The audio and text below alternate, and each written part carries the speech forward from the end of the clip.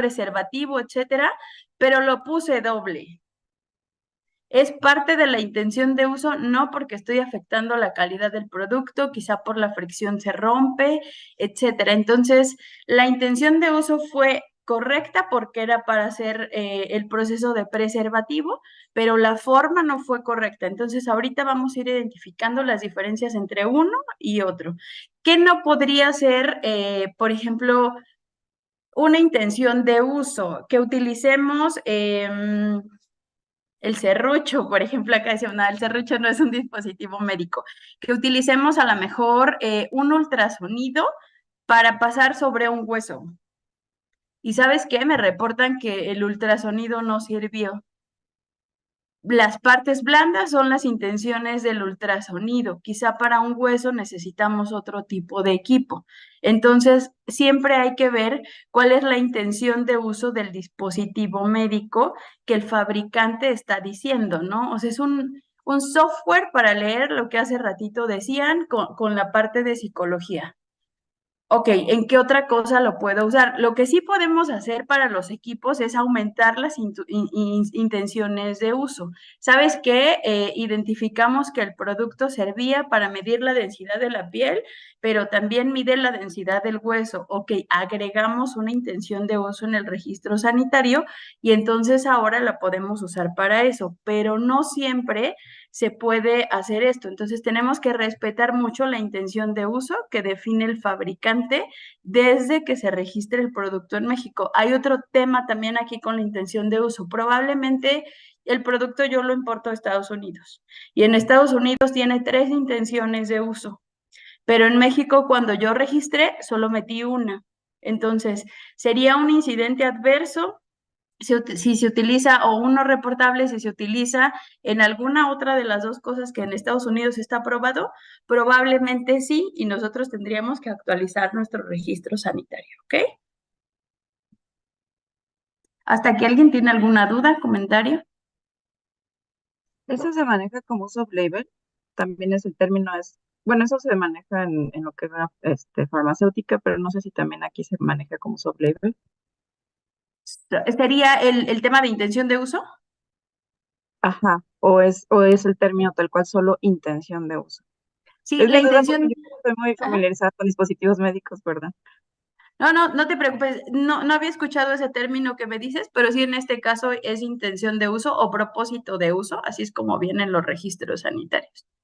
Y ahí te dice, por ejemplo, solución de limpieza del área preoperatoria o posoperatoria, ¿no? Eso sería como las indicaciones. Gracias. Ujú.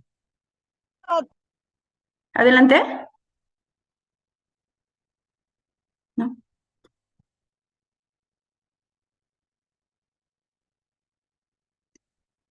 Listo. Y bueno, también tenemos dentro de la definición de incidentes adversos lo que es un incidente adverso imprevisto, ¿no?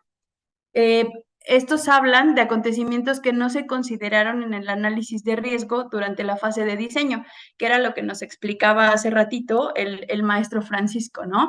En la parte de diseño se dan cuenta si puede haber alguna alergia, alguna reacción, alguna probabilidad de generar algo que se pueda controlar o minimizar. Y entonces en esta fase, la parte de los incidentes adversos imprevistos, son los que no se consideran dentro del análisis de riesgo realizado durante la fase de diseño y desarrollo del dispositivo y que se presentan durante el uso del mismo en condiciones reales conforme a lo señalado por el titular del registro, ¿no? Pueden haber la parte de muerte, lesión, enfermedad o considerarse imprevistos que cumplen con las condiciones anteriores. Por ejemplo, tenemos en uso un equipo que está haciendo una medición, por ejemplo, acá de este lado que tenemos, hablemos, por ejemplo, del equipo de hemodiálisis, ¿no? Y de repente hay una descarga eléctrica y el equipo se apaga a la mitad del proceso. Y eso no viene en el instructivo y no viene en las condiciones en las que el equipo tiene que mantenerse. Entonces, es un incidente adverso, sí, porque estaba trabajando, sí, porque sí pone en riesgo la salud del paciente. Y entonces, ¿qué corresponde a esto? tenemos que hacer una investigación de por qué no se consideró y de aquí se genera algo que se llaman mejoras. Todos los productos que nosotros tenemos generan una mejora. Entonces, para que sea un incidente adverso previsto, nosotros vamos a poner ahora en las etiquetas que en caso de bajas de energía, el equipo se puede apagar.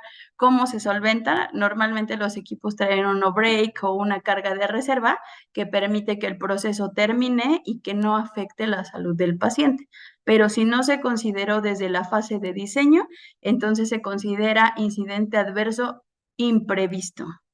¿Ok? ¿Y cuál sí sería un previsto? Este mismo ejemplo, en donde ya trae el no break, ya trae la parte de la carga para que termine el ciclo y entonces ya lo consideramos, ya está dentro de la gestión de riesgo y lo estamos minimizando utilizando la parte de carga extra para que en caso de que el equipo se llegara a apagar o quedar sin energía, pueda completar el proceso. ¿Ok?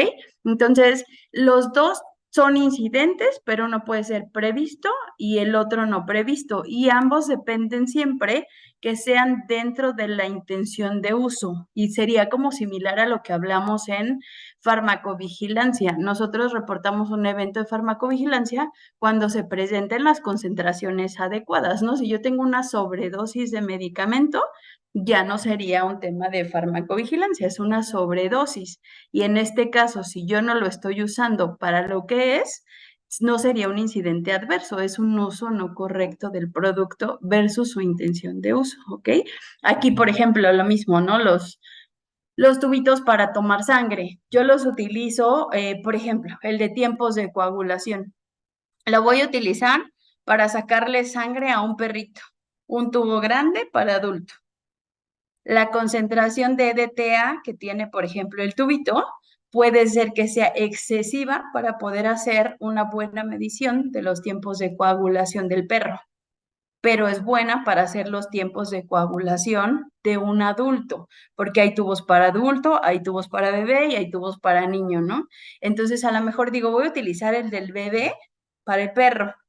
Puede que me dé el resultado, sí, pero puede que no me dé, porque la intención de uso que tenemos dentro del registro sanitario es para bebé, es uso para adulto y es uso para pediátrico, ¿no? Para un niño. Entonces, esta vuelve a ser una intención de uso no correcta, ¿ok? O por ejemplo, acá, si hablamos del dentista, ¿no? Me puso una tapita provisional, pero se le cayó. Si es que me puso una cera en lugar de un adhesivo y dijo que porque mañana tengo que regresar a la consulta, pero la intención de uso de la cera es proteger y del adhesivo es mantener pegada la resina, ¿no? Entonces no se cumplió con su intención de uso. Y aquí entramos todos los que somos profesionales, desde el fabricante, el que acompaña a los médicos al utilizar los dispositivos médicos y los que estamos al final de la cadena para recibir las quejas que se genera de todo esto, ¿ok? Entonces, acuérdense siempre que en este caso, para tecnovigilancia, la intención de uso es súper importante y está definida en los registros sanitarios. Y bueno, vamos a hacer ahora, entre incidente adverso y queja hay una diferencia. Todas las quejas pueden ser todos los incidentes adversos, perdón, pueden ser quejas, pero no todas las quejas tienden a un incidente adverso. Entonces, involucrados en esta parte de la distribución, de la comercialización en México, tenemos algunos datos, ¿no? La mayoría, el 90% de los dispositivos médicos que se comercializan en México son importados. Nosotros tenemos un porcentaje bajo en la fabricación local. Entonces, la mayoría de los que distribuimos en México dispositivos médicos importamos y comercializamos, no hacemos fabricación local. Entonces, los desarrollos de diseño y todas las fases que van con el dispositivo médico se generan en las fuentes suministros. Entonces, la mayoría de los titulares de registro en México atienden la parte de distribución y comercialización, ¿ok? Hay una pregunta, me parece que en el chat. Sí, Química, hay una, si gustas se la leo. Ajá. Dice, buenos días, para soluciones oftálmicas que no se tienen incidentes adversos relacionados a su uso, y un paciente reporta ardor o alguna otra reacción mientras se usa, ¿cómo debe de ser? ¿Qué le aplica? ¿Es imprevisto? Lo puedes tomar como imprevisto tal cual si tú lo tienes en tu definición como no incidente adverso. Lo que sí pasa es que en este caso tienes que registrar la queja y tienes que consultar con el usuario paciente si tuvo la interacción con algún otro producto o hay un término en la norma que se utiliza que es la idiosincrasia, si el paciente tiene algún rasgo característico o ha presentado anteriormente alguna alergia a los componentes de tu fórmula. Porque, por ejemplo, puede ser que el oftálmico, voy a poner un ejemplo así general, sea antibiótico, un betalactámico, pero el paciente no leyó esta parte y él sí tiene una reacción adversa porque es alérgico a los betalactámicos, por ejemplo, ¿no? Entonces, el incidente adverso, como tú no lo tienes registrado como alergia a los betalactámicos, lo tienes que reportar y posiblemente la solución después de tu análisis a esto sea que tu producto tenga que decir antibiótico, puede presentar alergia, ¿no? Pero por el momento, como tú no lo tienes identificado que pueda generar ardor, lo tienes que registrar y lo tienes que investigar como incidente adverso. No sé, Isabel, si contesté tu pregunta.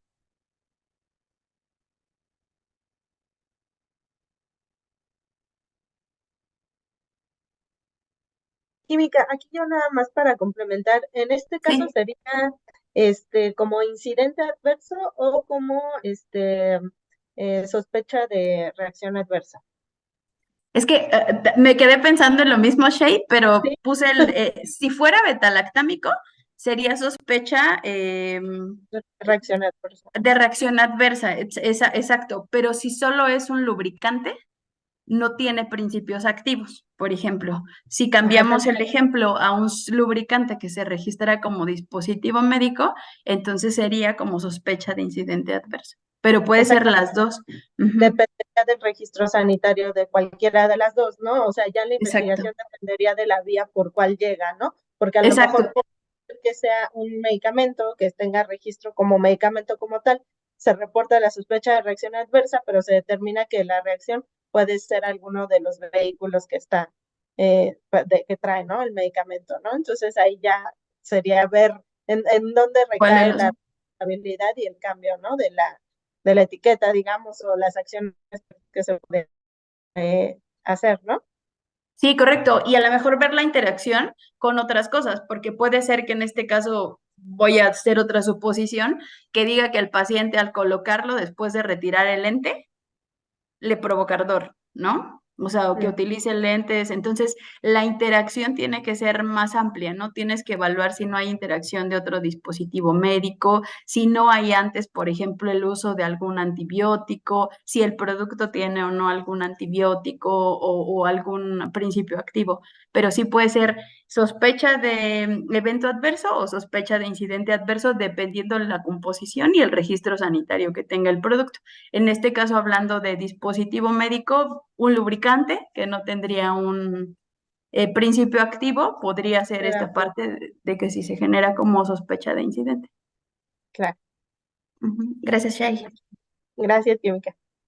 Sí. Y bueno, entonces, si nos pasamos a la que sigue, vamos a hablar entonces ahora de las quejas. Esta definición de queja se las presento de la norma 241 de buenas prácticas de fabricación de dispositivos médicos y es toda observación proveniente de un cliente interno o externo relacionado con la calidad, seguridad y funcionalidad del producto. Aquí tenemos otra diferencia con medicamentos. En los medicamentos se maneja calidad, seguridad y eficacia y nosotros en dispositivos médicos utilizamos el término funcionalidad del producto. ¿Ok?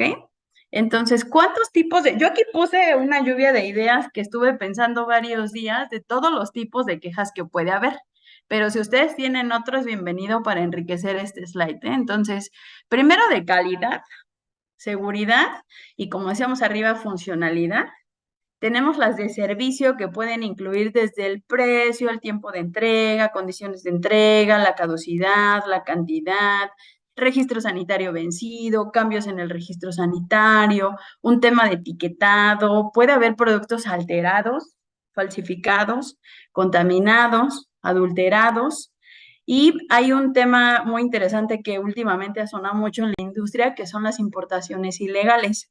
Ayer escuchaba una plática en donde decían que por cada registro sanitario de medicamentos que se somete a COFEPRIS, hay 8 para dispositivos médicos. Entonces, ¿qué puede hacer una diferencia en la cantidad de registros sanitarios que manejamos? Es mucho el tema de las versiones. Los dispositivos médicos, la mayoría van a pasos agigantados en su cambio de versiones, actualización, dimensiones, el uso que se les da. Anteriormente, no sé si se acuerden que iban al doctor y la superbáscula del doctor a la que nos subían para pesarnos era enorme y te ponían la paletita acá en la cabeza, y ahora te subes un aparatito que con trabajo si cabe tu cuerpo y te mide, te pesa, te habla de densidad, de peso, de tu índice de masa corporal. Entonces, ese es un ejemplo de cómo evolucionan los dispositivos médicos, ¿no? Antes, para hacer, no sé, una tomografía eran equipos enormes y literalmente ahora casi el médico agarra su reloj y te evalúa todo, ¿no? Entonces, los dispositivos médicos avanzan a pasos agigantados y esto hace que se active mucho, por ejemplo, esta parte de la importación ilegal, ¿no? O sea, a lo mejor en Estados Unidos de mi dispositivo ya tengo el nivel 4 y en México estoy tratando de obtener el registro sanitario del 2 y apenas lo voy a empezar a vender, ¿no? Entonces, ¿qué tiene que ver esto con la parte de tecnovigilancia? Un error o una actividad que afecte la calidad del producto puede generar un incidente adverso, sí. La seguridad también, la funcionalidad también. En el servicio podríamos hablar del qué tiene que ver el precio, quizás solo se queda como queja. El tiempo de entrega también, que lo único que podríamos generar quizás sean atrasos en la atención del paciente. Las condiciones de entrega sí nos pueden llevar muy fijado a la parte de un incidente adverso. Por ejemplo, si hablamos de un dispositivo médico que se transporta, por ejemplo, en cadena de frío. Si nosotros no cumplimos con la cadena de frío para entregar un dispositivo médico, puede llegar la prueba con el paciente y dar falsos positivos. Puede no funcionar, puede contaminarse en el camino porque no cumplimos con la cadena de frío. Entonces, todas estas partes pueden generar un incidente adverso si no se identifica que las condiciones de entrega fueron correctas antes del uso del dispositivo médico. La caducidad, obviamente, hay muchos dispositivos médicos que podríamos creer que no tienen caducidad por sus condiciones materiales, etcétera, pero a lo mejor adentro traen un silicón o algo que sí caduca. Entonces tenemos que respetar mucho esta parte de la caducidad. La cantidad es más un tema de servicio, a lo mejor surtimos más, a lo mejor surtimos menos, entonces puede que no impacte tanto en la definición de un incidente adverso. Un registro sanitario cambiado, etcétera. Aquí lo interesante en la parte de los registros sanitarios es que nos modifiquen la intención de uso, ¿no? Ventajoso si nos dan más intenciones de uso, desventaja si nos quitan alguna y no lo estamos considerando. La parte del etiquetado, que nos vayan a faltar instrucciones, traducciones. La mayoría de los dispositivos médicos, como les decía, son importados, entonces nosotros necesitamos completar la parte de nacionalización con las instrucciones de uso, el número de registro sanitario, etcétera. La parte de alteración de los dispositivos médicos, hace rato les daba el ejemplo, ¿no? A lo mejor no sirve la navaja que necesitamos en el equipo, pero con cinta le pongo otra y me reportan que la navaja no cortó. Entonces puede ser un dispositivo médico alterado que sí nos puede llevar a un incidente adverso. Los falsificados también, ahora que tuvimos pandemia, muchas mascarillas son dispositivos médicos. Yo les platicaba mucho de un caso que puede ser extremo, mascarillas quirúrgicas que entran a procesos de cirugía de largo tiempo, que están validadas por 12 horas de eliminación, o baja de la concentración de partículas, etcétera, que aparecían en el mercado falsificadas. Y la pregunta que yo siempre les hacía, imagínense que esa mascarilla falsificada entrara a una cirugía de corazón abierto. y en lugar del filtro que debe llevar, que mantiene 12 horas al médico con un intercambio de partículas bajo, lleve un papel. Y estamos dentro de un quirófano con esa mascarilla y el paciente adquiere una infección nosocomial. ¿De quién fue la respuesta? Vamos a ir a investigar los equipos, vamos a ir a investigar lo que nosotros suministramos en ese momento, en qué momento pensamos que pudo haber sido la mascarilla como dispositivo médico dentro del quirófano, ¿no? Entonces, esta parte de falsificado también tenemos que cuidarlo mucho nosotros como comercializadores o como las personas que somos los que utilizamos los dispositivos médicos, lo mismo con los contaminados, los adulterados y pues como ya les contaba, la importación ilegal. A veces nos llegan quejas en donde nos dice, es que la versión 5 del producto no me funcionó. ¿Y cómo le respondes a este cliente cuando tú apenas vas en la versión 3 en México, ¿no? Entonces hay que estar checando todo esto y nos puede generar incidentes adversos, sí, porque al final están utilizando un equipo que nosotros no traemos y puede fallar en el momento del uso, por ejemplo. Creo que tenemos otra pregunta en el chat. Sí, Química, tenemos otra. Aquí nos están diciendo, relacionado a lo que nos está mencionando, ¿cuál es la diferencia entre alterado y falsificado? Alterado Ok. es como la cinta que se le pone a un equipo que se rompió, por ejemplo. Ajá. Tu diseño, por ejemplo, viene, déjame ver acá. Marta, gracias. Estas definiciones de alterado, falsificado, contaminado y adulterado los tenemos en el reglamento de insumos para la salud. Voy a tratarte de dar la idea de la que viene cada uno. Alterado sí es cuando cambias las características con las que fue registrado el producto y puede ser, por ejemplo, desde la presentación, que tú vendas caja con 5 y que tu presentación ahora le estés entregando como caja con 3. Esa sería como una alteración que puede no afectar la calidad del producto. Pero, por ejemplo, tú traes una bolsa con 20 sachets, perdónenme, y esa bolsa con 20 sachets, tú decides abrirla y venderle 10 sachets a un cliente y 10 sachets al otro. Pero lo que no sabes es que esa bolsa que mantenía los 20 es una bolsa de aluminio contra la luz que permite el control de la temperatura, entonces tú ya alteraste el empaque porque lo cambiaste. Y sí, exactamente, la otra manera de alterar es que a lo mejor le pongas la manguera del equipo 1 al equipo 2 y quieras que funcione el 2. Entonces, esa sería una manera de alteración. Y falsificado, el ejemplo es bien rápido, un clon. Cuando tú vas y compras una bolsa, te dicen es clon y es similar al original. El ejemplo que yo les ponía de las mascarillas era ese, físicamente, el producto era casi igual al original, pero cuando yo evalúo sus características, por ejemplo, en esta parte encontramos que el filtro no era filtro, era papel, que el término del sellado, en lugar de ser láser, era un sellado de corte de mano, y te vas dando cuenta, ¿no? Literalmente cuando compras unos tenis que son clon o cuando hay unos tenis que son clon versus el original, el sello viene diferente, viene colocado en otro lado, los materiales no son los mismos y ese sería un falsificado. Alterado es el original con partes cambiadas y el falsificado es una réplica del original. ¿Ok? Gracias. Sí. Y bueno, ¿qué se hace con la parte de las quejas? Se tienen que registrar todas, se tiene que hacer un reporte también de todas. Lo que dice la norma es que debes asegurar que tu control en tus procesos asegure que se registren el 100% de las quejas, ya sea por teléfono, de voz, por correo electrónico, por tu call center. Entonces, nuestra obligación es asegurar que se registren todas las quejas, ¿ok? Que se haga un reporte también de todas las quejas, si procede, si no procede, y que haya un análisis de tendencias y un análisis sobre todo de causa raíz, que aquí es donde entramos todos nosotros. Y bueno, ¿para qué sirve el análisis de causa raíz y cuáles son los beneficios del trabajo en equipo que nosotros tenemos? Primero recibimos la queja. La persona que reciba la queja debe estar preparada para poder saber qué tiene que preguntar, cómo tiene que preguntar. Hay algo súper importante en este tema de las personas que reciben quejas. Tienen que conocer el producto.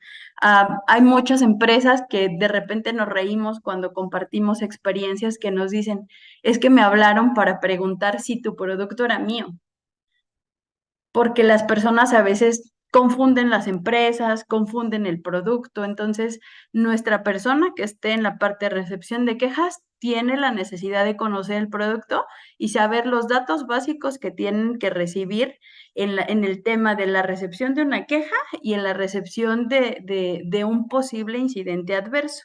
Entonces, hay que preguntar los datos del paciente, cómo pasó, en qué lugar están, qué interacción tuvieron con el equipo, si tienen los datos del lote, de la caducidad, de la descripción del producto, si hay fotos que nos puedan ayudar, ¿no? A veces nos dicen, su cinta no pegó.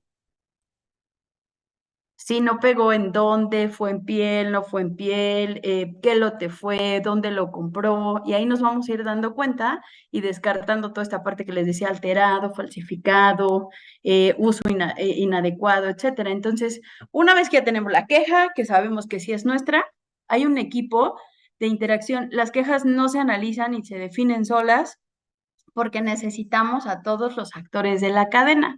Entonces, ¿entra la investigación clínica? Sí, porque ellos son los que nos ayudan a definir cuál es la característica del dispositivo médico, ¿no? ¿Entra la parte calidad? También, porque son los que sabemos o somos los que sabemos cómo está el producto, cómo se transportó, hacia dónde se transportó, cuáles son las cosas que le hicimos diferentes. El fabricante, obvio, porque es el que sabe cuál es la gestión de riesgo que se gestionó para el producto. El titular del registro sanitario, les decía, no siempre el fabricante es el titular del registro, entonces interactuamos ahí.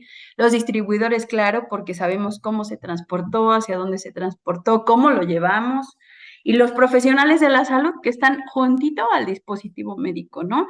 Lo usaste bien, se prendió la alarma, no se prendió la alarma, venía completo, la caja estaba cerrada, cuando lo metieron al quirófano era su primera, segunda, tercera esterilización y pues en todo esto también entra la parte de logística.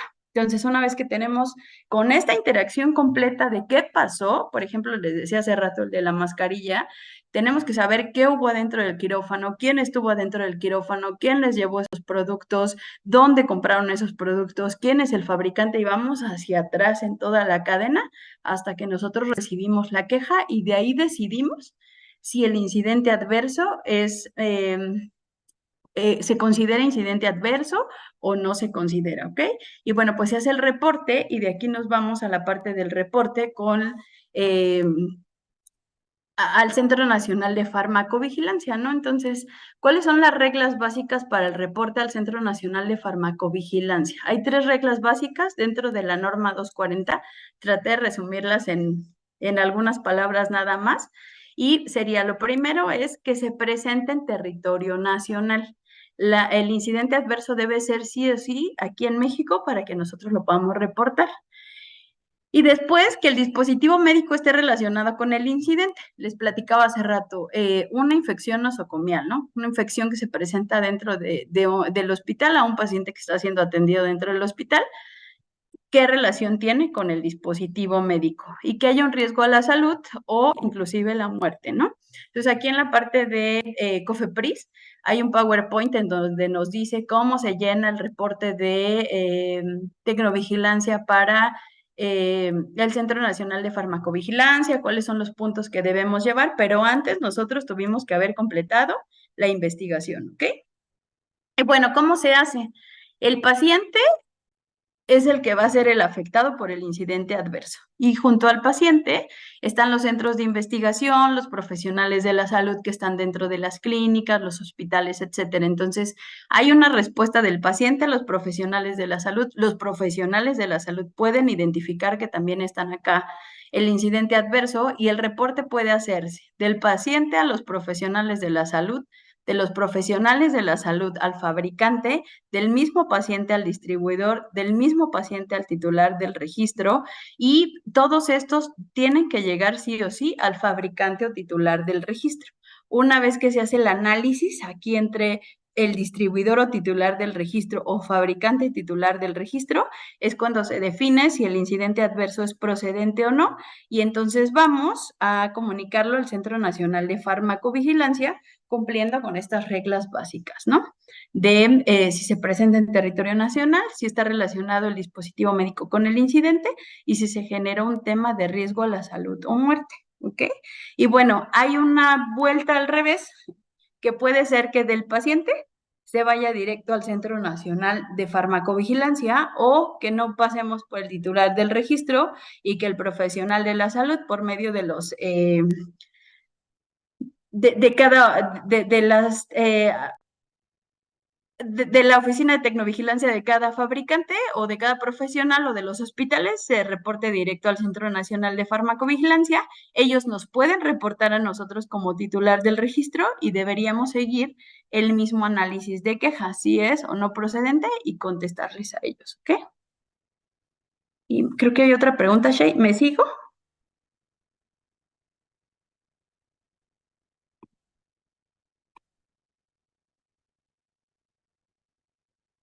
A que nos estén preguntando cómo hacer vigilancia de dispositivos médicos que no requieren registro sanitario, como los pañales para bebé que causan eritemas, como no tienen registro, ¿cómo sabemos si los materiales u origen es seguro? Híjoles, es una muy buena pregunta. En esta parte, lo que es el Centro Nacional de Farmacovigilancia, si el producto no tiene registro sanitario, no nos van a recibir el reporte porque al final son productos de uso personal, pero no cuentan con un registro sanitario. Sí se puede notificar, las notificaciones son abiertas, no está bloqueado el proceso para hacer las notificaciones, pero desde mi punto de vista, y este sí es muy personal punto de vista, estos se tienen que reportar, pero como productos generales ante la Profeco, no tendrían que ser ante el Centro Nacional de Farmacovigilancia, sino ante la Profeco, porque son productos que se regirían bajo la norma 050 y las otras normas que les rijan como productos de uso personal. Pero sí es súper interesante. Yo sabía que, por ejemplo, las toallas femeninas sí tienen registro sanitario, pero no estoy seguro si los pañales para bebés los tengan, que debería ser por el tema del tiempo de contacto que tienen con el cuerpo, sí podrían ser clasificados como dispositivos médicos. No sé, Alfonso, si contesté tu pregunta. Hola, buenos días. Sí, bueno, más o menos porque, bueno, yo pertenezco a la unidad de farmacovigilancia y tecnovigilancia del Hospital 20 de Noviembre, del Ok, ISSSTE. Entonces, estos insumos son adquiridos, por el SENADI y, bueno, han causado múltiples, problemas de este tipo, sí, causando claro. lesiones. El problema es que no podemos, reportarlo. No, porque no carecen bueno, no necesitan registro El registro sanitario, sanitario. cumplen con todos los casos de que es un dispositivo médico y de que está ocurriendo un incidente médico porque está en contacto con la piel del paciente, le está causando una lesión, ¿sí? Y es por el uso de esos pañales. Sí, claro, y entraría otra vez acá la palabra que diríamos de la idiosincrasia o la condición del paciente, porque a lo mejor es un paciente en terapia intensiva, que ya de por sí su sistema inmune está bajo, pero genera esta parte, ¿no? Sí, la verdad es que es muy buena pregunta. Yo sabía, como te digo, que las toallas femeninas tienen registro sanitario, pero no estaba segura si los pañales contaban o no.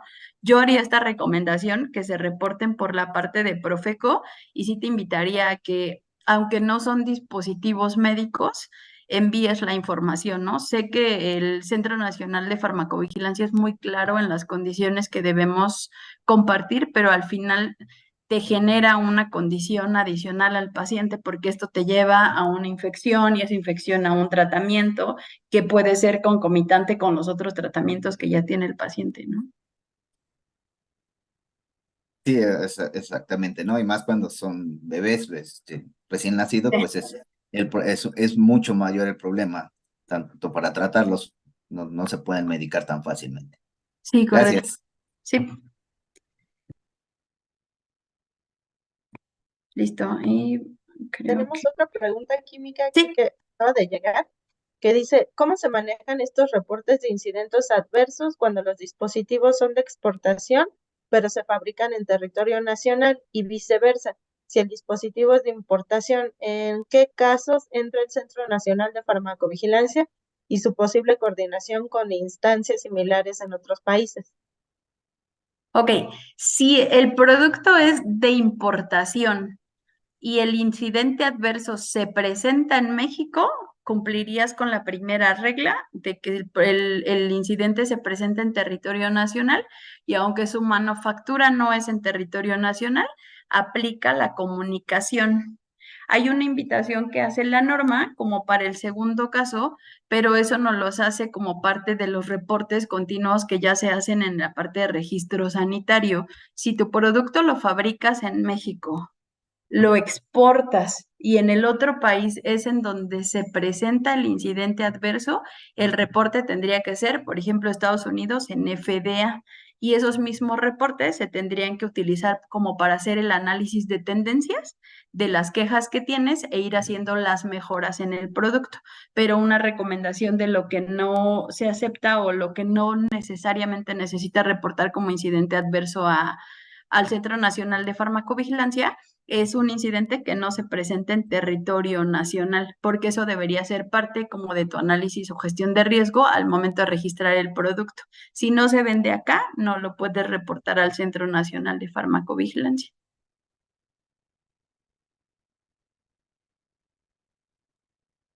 Ok, parece que sí, quedamos bien Sí, con la sí, respuesta. sí. Ok, no Y sé bueno, si tiene una presentación más. Sí, ¿verdad? Una slide sí, más. solo son ejemplos súper rápidos de tres incidentes adversos. Bueno, me van a ayudar así a decirme si consideran que se debe reportar o no. El primer ejemplo dice, previo a la aplicación de un electrodo, el médico tratante identifica óxido en el dispositivo médico, en la parte que se adhiere al cuerpo del paciente y decide no utilizar el dispositivo médico. En este caso, ¿cómo creen que se reporta? ¿Como incidente adverso o como queja?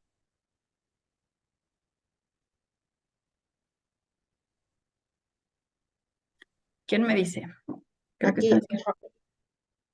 la mayoría tenemos a Román, Katia, Aldair, que dicen que como queja. Como queja, es correcto. Y entonces aquí es la investigación que debe hacer el fabricante titular del registro para ver qué pasó con este dispositivo médico. ¿Cómo sería incidente adverso? Si él lo hubiera colocado y al momento de querer usarlo, el electrodo no funcionara o no diera la lectura que nosotros estuviéramos esperando o de repente parpadeara y luego no lo hiciera. Entonces, eso sí es un incidente adverso porque está alterando la parte del tratamiento o la interacción con el paciente, ¿ok? El segundo caso, tenemos un paciente hospitalizado, el paciente entra de urgencia, está en estado inconsciente y al momento de hacer la interacción con él, que era como hablábamos hace rato los pañales, presenta reacciones alérgicas al dispositivo médico con látex que se utilizaron en la intervención. ¿Lo reportarían o no lo reportarían como incidente adverso? Sí, como incidente adverso. Es correcto, porque aquí hay un tema de idiosincrasia del paciente, que sería como su característica es que es alérgico al látex, pero como entró en urgencia en estado inconsciente, nosotros no conocíamos esa característica del paciente. Entonces se reporta solo por esta parte de que en la urgencia no se consideró su alergia al látex, ¿ok? Y bueno, el tercer caso, al realizar de manera simultánea a un mismo paciente, mismo día, mismo horario, misma muestra, dos pruebas de COVID de la misma marca, se obtiene un resultado positivo y un negativo. ¿Lo reportarían o no lo reportarían? Como queja, porque quizás se debió a un defecto en la fabricación.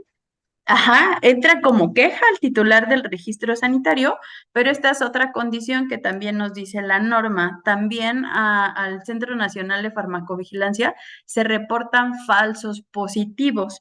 Y les quise poner este ejemplo de COVID, porque en realidad en el tramo que nosotros estuvimos bajo COVID, hubo muchas pruebas falsificadas y muchas pruebas que no tenían registro sanitario que ponen en riesgo la salud del paciente. Imagínense que en lugar de que dieran negativos, dieran puros positivos y que nos diagnosticaran y que nos dieran tratamiento como de COVID cuando no lo tenemos.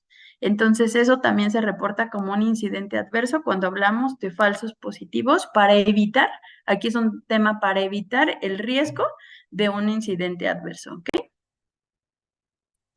Química, aquí tenemos una pregunta de Katia, bueno, dos. Sí. Nos dice, tengo dos dudas sobre la reportabilidad de incidentes adversos de fillers estéticos, puntualmente del ácido hialurónico.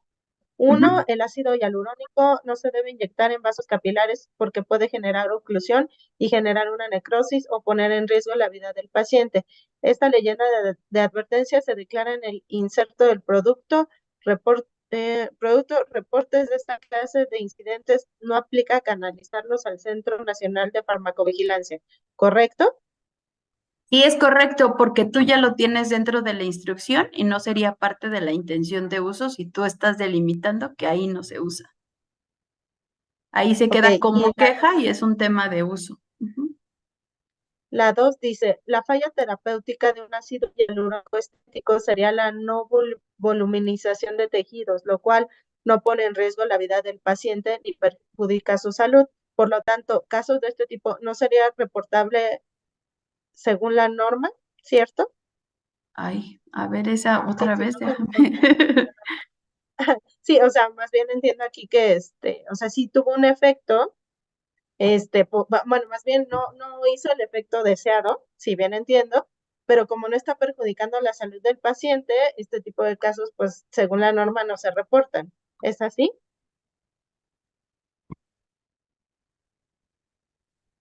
Estoy en duda de porque en realidad no es tanto el tema de la falla terapéutica. Tú tienes aquí acá tengo la palabra correcta. Denme un segundo. Yo tengo una duda similar. Bueno, aquí el abultamiento es un granuloma.